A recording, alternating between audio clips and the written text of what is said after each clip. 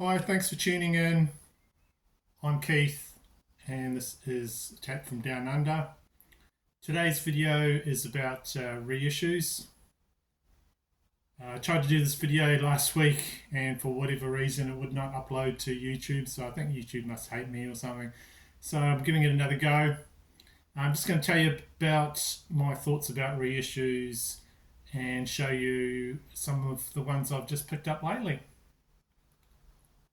So yeah, I'm grateful for them, for people reissuing all these old records, because otherwise some of these things that I'm interested in, that cost a lot of money to buy the originals. It's nice to hold an original from back then. It's like a artifact from back then, but a lot of the OG records and things like that are very pricey and very hard to get. So I'm grateful that record collecting has sort of taken off, and a lot of the things you thought, I'll never see that again, I'll never be able to find that, are coming out.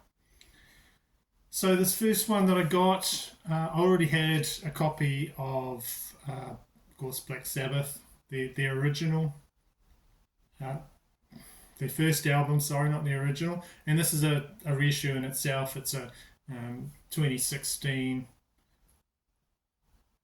reissue. Absolutely nothing wrong with it. Sounds fine. Uh, Enjoyed listening to it. But then I've got another copy. Why do I need two copies? I just heard that there was a one coming out that had much better sound and had been sort of engineered from the master tapes and blah blah blah blah blah blah blah. Anyway, it's supposed to sound really amazing. So the one I've just showed you here sounded good enough to my ears, but I was just sort of intrigued to hear this new version. So the new version is one that's come out on the label is Rhino. So that's sort of doing, I guess they'd call it, well, it says on here, high fidelity version. These ones are just available on their website, and they're just sort of an upscale version of the one I just showed you. So what did I buy it? It's on really good card there.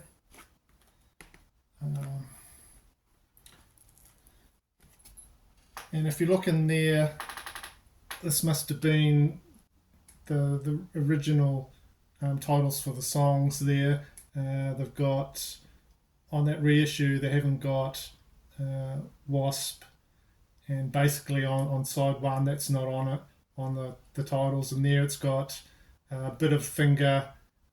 That's not on that one I showed you there. So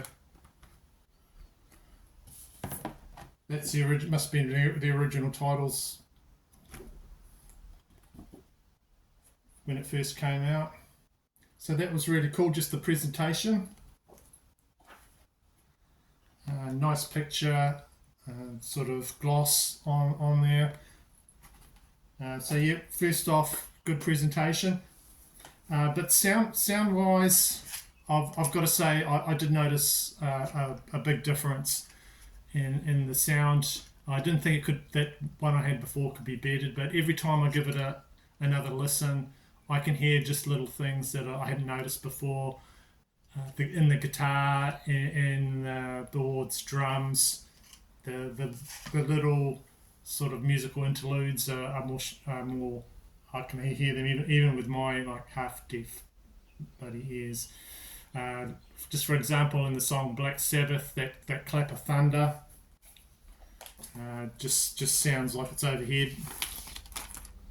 There's the new labels on this one.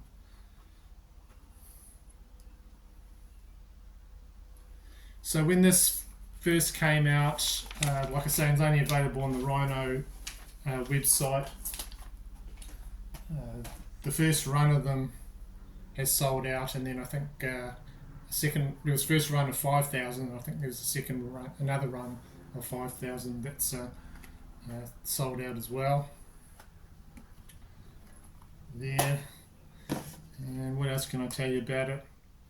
Limited edition. Do we all fall for that nowadays? Yeah, I suppose we do because I bought it. Yeah, and just pressed well and sounds good. So if you missed out on that and you liked what I saw, I think in time they'll probably be pressing some of the other early Black Sabbath records, so you might be able to grab those. And while I'm talking about, like I got that reissue probably because I just wanted to hear the sound, see if it's better. So this next one is one where I put it in the group of very rare album, and I'm not likely to come across it at all. And so I picked it up because it was a really cool reissue coming out. And the name of the group is Horse, and this is their self-titled album, came out in 1970. So these bunch of guys were just like former high school friends, and they basically formed a group in 1968 and put out this album. The guys' names were Rod Roach and Adrian Hawkins. They wrote a whole bunch of songs and came up with this this album. So some of them are quite occult leaning. There's a song called The Sacrifice, and when this album's sort of promoted here, it says, if you like Black Sabbath, Andromeda, Open Mind, Black Widow, Building Breed, truly excellent, varying between prog, psych, and metal while retaining pop sensibilities. So these guys sort of, you can't sort of pigeonhole them in one sort of genre. They're they don't fit into any one, but they've sort of got all sorts of different elements in here. Quite unusual vocals from these young guys, well they were at the time. But just great reissue of a really hard to find record. There's not a hope in hell I'd ever find that where I am. And comes with a insert. It's on the Gerson reissue label, but the actual one I've got is a reissue from Noble Records.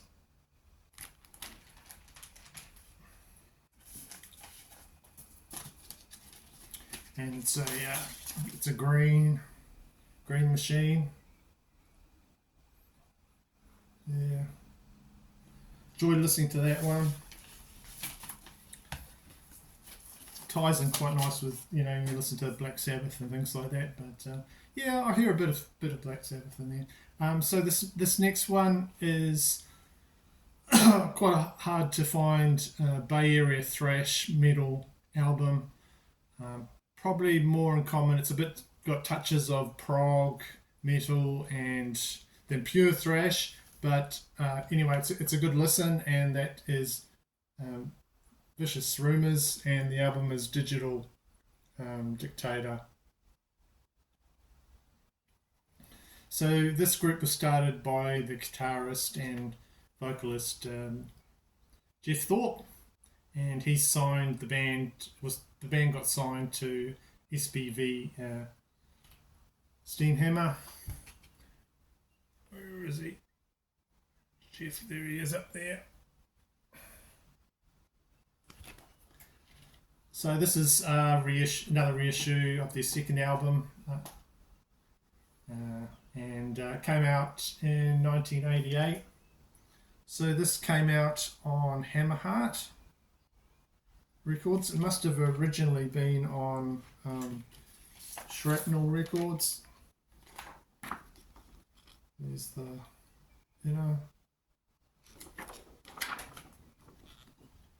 there. Very nice.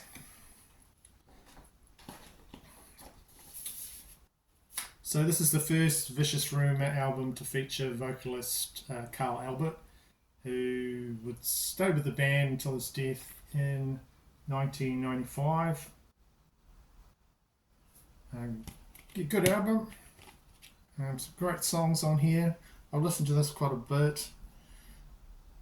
It's sort of following a whole artificial intelligence thing, replicants, digital dictators, just the worries. I suppose we're still worried about, AI and all that sort of thing. Worlds and Machines, lots of good songs from 1988, that good period, that later period of the 80s where there's a lot of good albums coming out.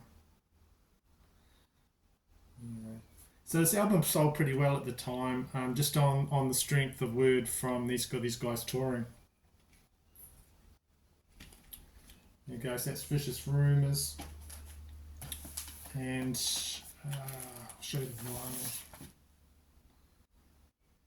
Pretty plain. But one side it's got, the side one, it's got Western Front on the label. And then on side two, it's got Eastern Front, side two.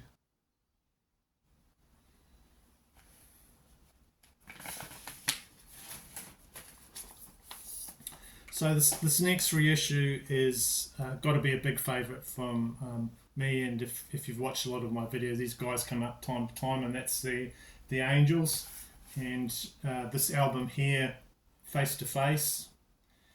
So when you're trying to collect a whole group's discography, there's always one or two that you're chasing and you can't find, and this one was one that I was trying to get an OG for. And if when I did find it, it was Beaten to Hell. It's their second album from the Angels, Face to Face, came out in '78, I think, and it eventually went 4 times platinum. Great Australian band that I love, sort of the same label that brought up AC/DC. These guys were the similar songwriters to begin with, similar production to begin with, and similar pub rock sounding punk, bits of punk and sound. Like I was saying, this was hard one to find in good condition and getting a original, so I settled for this reissue. And as far as I know, this particular reissue was only available in Australia. I couldn't see to find it anywhere to order it. And while I couldn't get it myself, I had my father. He was going over to Australia briefly before his passing, and he managed to track it down and get it for me, pick it up, and bring it back. So I was really grateful for that at the time, and I didn't realise it was one of the last some of the last things that he did for me. And so this is probably now, I didn't think much of it at the time, but it's probably one of my most treasured records in my collection now, because he got that for me just before he passed. So it's actually a colour vinyl on this one.